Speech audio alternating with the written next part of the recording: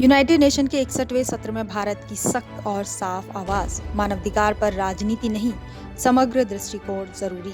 विदेश मंत्री एस जयशंकर ने दुनिया को दिया संतुलन और जिम्मेदारी का संदेश। दरअसल 25 फरवरी को संयुक्त राष्ट्र मानवाधिकार परिषद के 61वें सत्र में विदेश मंत्री एस जयशंकर ने वर्चुअली संदेश दिया और कहा कि हमें लगातार टकराव की जगह संवाद, विभाजन की जगह सहमति और संकीर्ण हितों की जगह मानव केंद्रित विकास पर जोर देना चाहिए।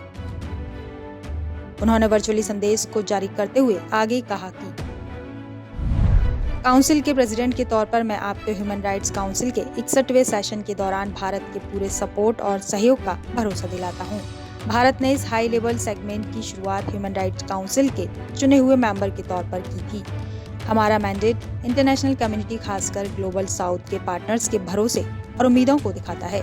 दुनिया की सबसे बड़ी डेमोक्रेसी के तौर पर भारत सभी मेंबर्स और ऑब्जर्वर के साथ मिलकर सभी लोगों के लिए बराबरी, खुलेपन और सम्मान के आधार पर सभी ह्यूमन राइट्स को बढ़ावा देने और उनकी रक्षा करने के लिए पूरी तरह से कमिटेड है।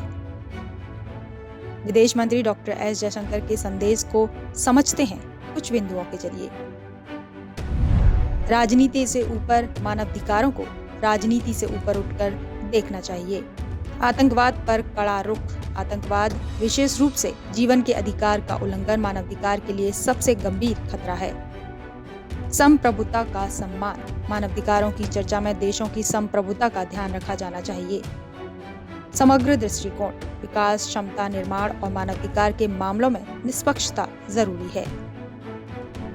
61वें सत्र के वर्चुअली संदेश में विदेश मंत्री ने भारत के अनुभवों का हवाला देते हुए आगे कहा कि दुनिया का सबसे बड़ा लोकतंत्र होने के नाते भारत विविधता में एकता का उदाहरण है। महामारी, जलवायु परिवर्तन, भू राजनीतिक तनाव और आर्थिक दबावों ने असमानताओं को और बढ़ाया है, जिससे विकास को मानवाधिकार के मूल आधार के रूप में देखना जरूरी हो गया है।